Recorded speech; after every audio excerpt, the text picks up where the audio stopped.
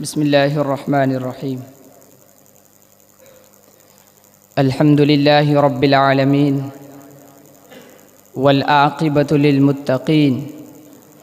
والصلاة والسلام علی سید الانبیاء والمرسلین اما بعد قال اللہ تعالی وقرن فی بیوتکن ولا تبرجن تبرج الجاہلیۃ الاولی صدق اللہ العظیم۔ ایک زندہ حقیقت میرے سینے میں ہے مستور،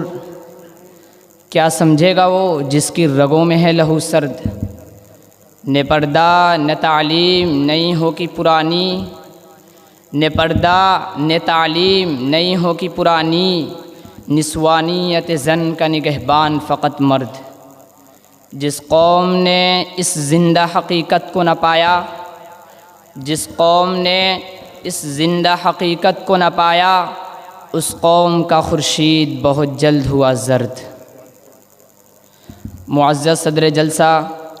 دیشان جج صاحبان اور گلستان نبوی کے پاسبانوں، آج کے اس پرفتن دور میں جہاں اور بہت سے مسائل الجھے جا رہے ہیں، وہیں حقوق نسواں اور ان کا تحفظ، اس مسئلے کو اور بھی شد و مد سے اچھالا جا رہا ہے۔ مغرب اسلام کو متہم کرنے کی بیجا کوشش میں پر تول رہا ہے، حالانکہ اسلام نے گھر کی چار دیواری میں عورتوں کو مستور کر کے ان کے حقوق کی مکمل پاسداری کی ہے، گھر کی ملکہ بنا کر وراثت میں اس کو حقدار قرار دیا ہے۔ مگر مغرب کا یہ فلسفہ بڑا ہی عجیب ہے۔ یہ صنف نازک اپنے ہی گھر کی چار دیواری میں اپنے اہل خانہ، ماں باپ، بھائی بہن، شوہر و اولاد کی خدمت کرے اور امور خانہ کے فرائض کو انجام دے اور اپنی فطری ذمہ داریوں کی انجام دہی کے لیے کمر بستہ ہو، تو یہ قید و ذلت، رسوائی اور دقیانوسیت ہے۔ اور ہاں، وہی عورت غیر مردوں کے لیے خورد و نوش کا انتظام کرے، ان کے پاک ناپاک ملبوسات دھوئے، کچن روم باتھ روم کی صفائی کرے، ہوٹلوں جہازوں میں میزبانی کرے، بینک نائٹ کلبوں پر گاہکوں کو متوجہ کرے اور اپنی گفتار و کردار سے دل موہ لے، دفاتر میں اپنے باس اور صدر کا ناز اٹھائے، بے محابہ بازاروں میلوں ٹھیلوں کے سیر سپاٹے بھرے، آئے جائے کھلی بے پردہ گھومے پھرے، کوئی بندش اور روک ٹوک نہ ہو جو بلا سے اس کی فطری اور حیا کے بھی خلاف ہے اور مذہب کے بھی، تو یہ اعزاز اور افتخار کی بات ہے۔ افسوس، یہ عجیب فلسفہ ہے۔ خرد کا نام جنو رکھ دیا اور جنو کا خرد۔ سامعین کرام،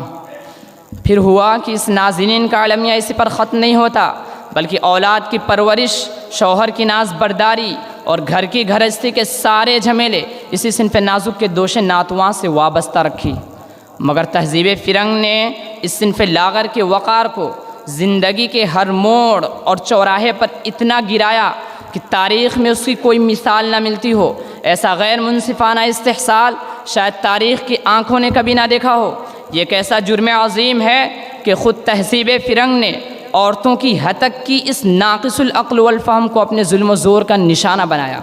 اور رٹ لگائی اسلام کی کہ اسلام عورتوں کو مساویانہ درجہ نہیں دیتا، ان کے حقوق کی محافظت اور پاسداری نہیں کرتا۔ پردہ ترقی کی راہ میں آڑ ہے۔ میں کہتا ہوں کہ تاریخ کے صفحات پر جلی قلم سے لکھا ہے، مگر اعدائے اسلام تعصب کی عینک نکال کر تو دیکھیں، مطالعہ تو کریں۔ اسلام نے اسی وقت سے اس صنف کے حقوق کی محافظت اور پاسداری کی جبکہ وجود زن کو ہی دنیا میں برا شگون مانا جاتا تھا، سرے سے جینے کا حق ہی اسے چھین لیا گیا تھا، گویا باغ میں کھیلتے ہی اس کلی کو مسل دیا جاتا تھا۔ یہ تو عرب کا دور جاہلیت تھا، مگر جس سرزمین پر ہم سانس لے رہے ہیں، جس کی قدیم تہذیب ہندوانہ رواج پر مبنی تھی، یہاں پر بھی ہندو راجاؤں اور مہاراجاؤں نے اس صنف نازک کے ساتھ انتہائی بے ایمانہ سلوک کیا۔ وہ جوؤں اور سٹوں میں ہاری جیتی جاتی، وہ ستونتی ہوئی، مگر شوہر کے مر جانے کے بعد سماج کے ٹھیکیدار اسے جینے سے محروم کر دیتے، خاندان اس کو نحوست کا آرام سمجھتا، شوہر کے مر جانے کے بعد اسی چتا میں ستی ہو جاتی یا پھر زندہ جلا دی جاتی، بڑی بے دردی سے اس کی ہنسی اور مسکراہٹ کو چھین لی جاتی۔ اسے اتنا بھی حق نہیں دیا جاتا کہ یہ دوبارہ کسی سائے دار درخت سے وابستہ ہو کر اپنی زندگی کے حسین زلفوں کو دراز کرتی۔ غرض یہ کہ گزشتہ اور موجودہ فاسد نظام سے یہ بات ثابت ہو چکی ہے کہ ہر قوم اور ہر مذہب نے اس صنف کا غلط مذاق اڑایا، مگر جب اسلام آیا اور آشیان عرب سے ہدایت کے نیر تابہ نے سر نکالا تو اس کی ضیابار کرنوں نے مظلوم عورتوں کے مقدر چمکائے، اس کے چہرے سے جور و جفا اور بربریت کے آنسو پوچھے، رسم و رواج کے خلاف عورتوں کے حقوق بحال کیے، باطل نظام کو چیلنج کیا اور دنیا کو بتلایا کہ اللہ رب العزت نے عورتوں کو مردوں کے برابر مراد دی، یہ پامال اور مسل دینے کے لیے نہیں یا کہ جنسی خواہشات کی تکمیل کا ذریعہ نہیں، اور نہ ہی اس لیے کہ ہر کوئی اس کو اپنی ہوس کا سرمایہ سمجھے، اس کی تار عصمت کو کھینچے، اس کی عظمتوں کو سیندھ لگائے، بلکہ پورے معاشرے کی غلط روی اور غیر معروف طرز زندگی کے خلاف اعلان کیا اور اس کی وقار و عظمت کو یوں بحال کیا، وقرن فی بیوتکن ولا تبرجن تبرج الجاہلیت الاولی، اور فرمایا ان اکرمکم عند اللہ اتقاکم، کہ رفعتوں کا تاج اسی کے سر ہوگا جس کا حاشیہ قلب خدائے ذوالجلال کے خوف و خشیت سے لبریز ہوگا، یعنی بحیثیت مردوں کے وہ عزیز نہیں اور بحیثیت عورتوں کے وہ ذلیل نہیں، اور عورتوں کو یوں مخاطب کیا وقرن فی بیوتکن، کہ وہ ہوٹلوں اور جہازوں کی نوکرانی بننے کے بجائے گھر کی ملکہ بنے، ایک اچھے سماج کی تشکیل دے جو ننگے ملک اور تنگ دین نہ ہو، ایک اچھے معاشرے کی اساس اور بنیاد ایک مہذب اور نیک کردار خاتون ہی سے معنون ہو سکتی ہے۔ اے کہ تیری گود میں پلتی ہے تقدیر امم۔